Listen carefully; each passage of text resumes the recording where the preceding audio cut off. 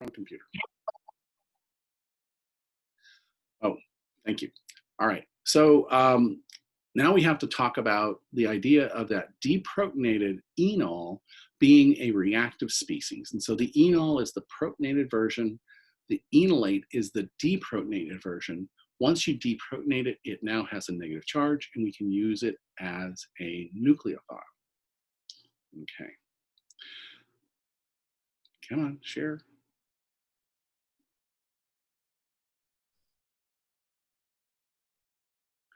Okay, so let's talk about the reactivities related to the enolate. So the enol itself in its neutral species is electron rich. So in theory, it reacts as an electrophile, but it's a neutral electrophile like water or alcohol, okay?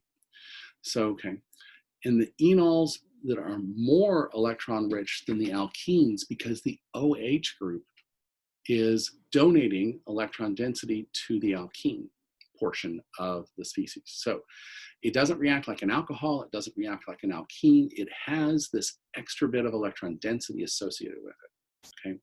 Now, we can draw resonance structures that show where the negative charges can be.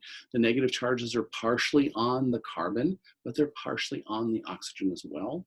And so we end up getting this ability of attack, not just you could have the oxygen act as the nucleophile attack, but you can also get the carbon attacking as the nucleophile. Now, most of the time when we attack something with the oxygen portion, that is a reversible reaction and we don't see any products generated from it. However, if our carbon attacks something and generates a new carbon-carbon bond, that's an irreversible reaction and we see things going to product. So even though we can share that negative charge with the oxygen and the carbon, once the carbon reacts, it tends to be an irreversible reaction and we can actually drive it to products. Okay, so let's talk about the enolate reactivity, okay? Enolates have a negatively charged species. They have been deprotonated and definitely have a resonance stabilized negative charge that is shared between the carbonyl oxygen and the alpha carbon, the carbon next to the carbonyl. Okay, and remember, when we are talking about resonance structures, only electrons move. So this first step here is not part of the resonance structure. Right here, this is the deprotonation. This is the removal of the that alpha hydrogen. Once we remove that alpha hydrogen, now we have these two are our resonance contributors.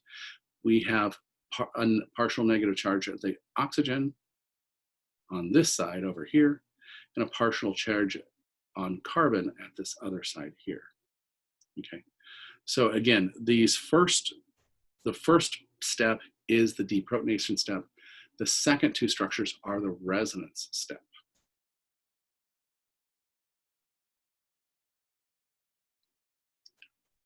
All right.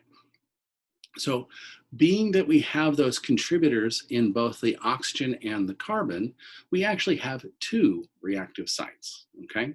So in the case of our carbon acting as a nucleophile right here, we typically end up generating a new sigma bond, and that generates a new carbon-carbon bond, typically, which is a fairly non-reversible reaction. That creates a nonpolar bond, and it's nice and stable, okay? However, in the case of the other resonance contributor, we can get an attack to an electrophile, act as a nucleophile to attack something partially positive or positive. And this tends to be a reversible reaction. It can lose those electrons and liberate that electrophile back. So we tend to only look at the products formed when we form something at the alpha carbon. All right, so let's talk a little bit more about that reactivity here, okay? So the formation of the enolate in an acid is an acid-base equivalent, okay? So we're always looking for, can it go to the stronger acid or the weaker base? So in the case of something like a ketone, in this case acetone, right here, if we look at the pK of that hydrogen here, The alpha hydrogen here has a pK of about 19, and we have, in this case, sodium ethoxide as our base, okay? So if that sodium ethoxide deprotonates that ketone to give us our enolate ion, we actually end up generating a stronger acid. The ethanol is more acidic than the ketone, and therefore it's going to drive the equilibrium back to the weaker acid. Okay. But enough of it is deprotonated to generate our reactive species. Okay. So let's say we have this issue where we're right at the cusp of having the other material be the stronger acid when it is formed, okay? We can drive the reaction by using a stronger base, such that whatever acid's formed is weaker than the ketone we started with. Now, the reagent we use for this is really commonly used, and this is called diisopropyl amine. So lithium diisopropyl amine, or LDA. Okay, so in the case of LDA, we have a nitrogen anion, and our nitrogen anions are very strong bases. Okay, so that what's going to happen is it will take off one of these alpha hydrogens right here, and we call this a irreversible base, not reversible base, because the amine formed over here is so non-acidic that the ketones are always more acidic than the amine that's formed, and therefore it shifted completely to the formation of the anion, completely to the formation of the enolate, okay? So we call this a irreversible base, and it means we have a lot more of this in solution than we had if we were to use the weaker base, the sodium ethoxide. We'd only have a little bit of that anion in solution. Most of it would be shifted to the ketone.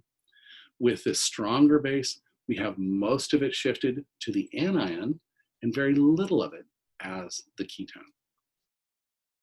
Okay, so let's do a little bit more talking about LDA.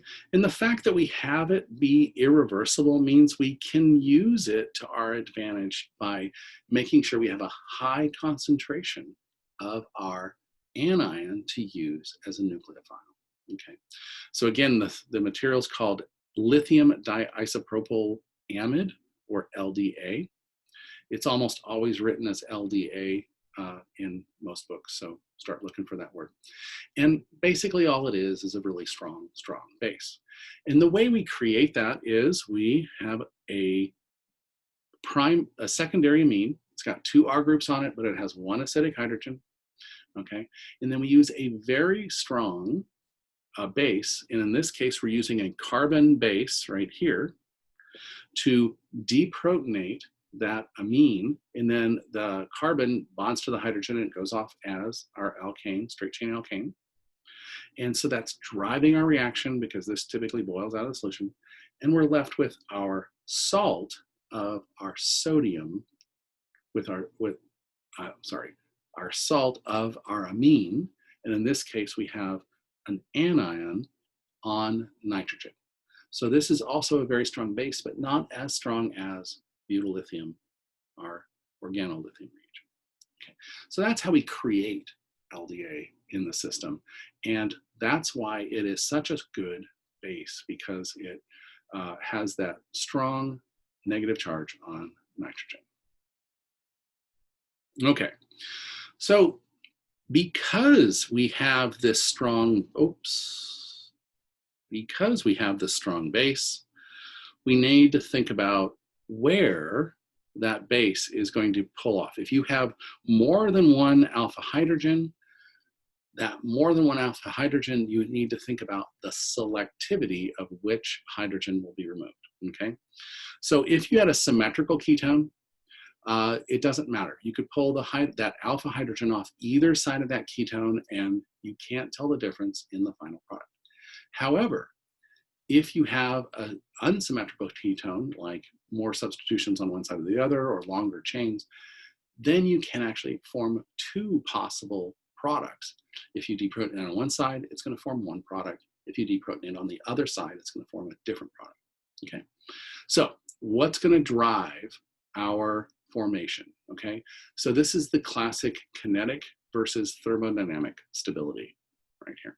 So in the case of the kinetic enolate, that's the one that's going to form first. Okay, because it's fastest. The kinetic is always the fastest. And in the case of these materials, the kinetic is always the least sterically hindered or least substituted. Okay, so if we look at this compound right here, and we have a methyl group on one side and only two hydrogens on the other side, that's going to tell us that the side over here, I'm circling right here, this green side here, is going to give us it's going to remove that.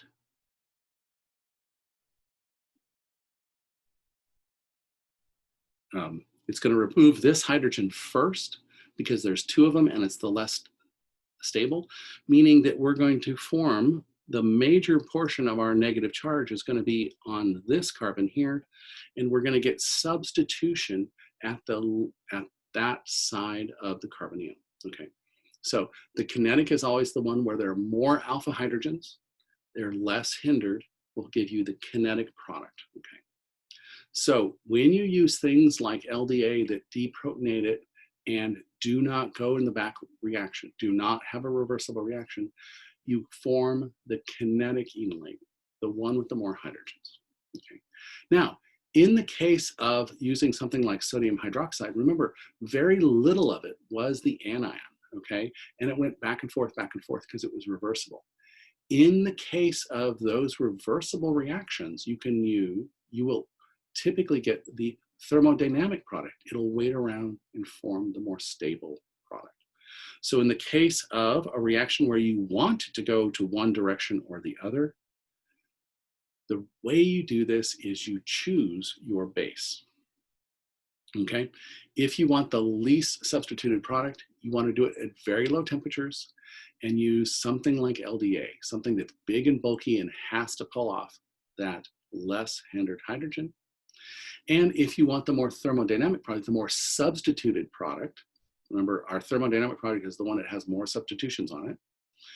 And then you want to go with a weaker base and something like sodium ethoxide, something that's reversible or something that will wait around and has to pull off the most acidic hydrogen, the most thermodynamically stable anion. Okay, we're running a little late, but let me see what the next slide is. Okay, so we're gonna stop here and come back in about 5 minutes. It looks like my internet's all reset, so we'll continue on with chapter 18 at about 1:05, okay? It's a little bit short, but it'll give us time. Okay. Stop share. And I'll see you back in a few.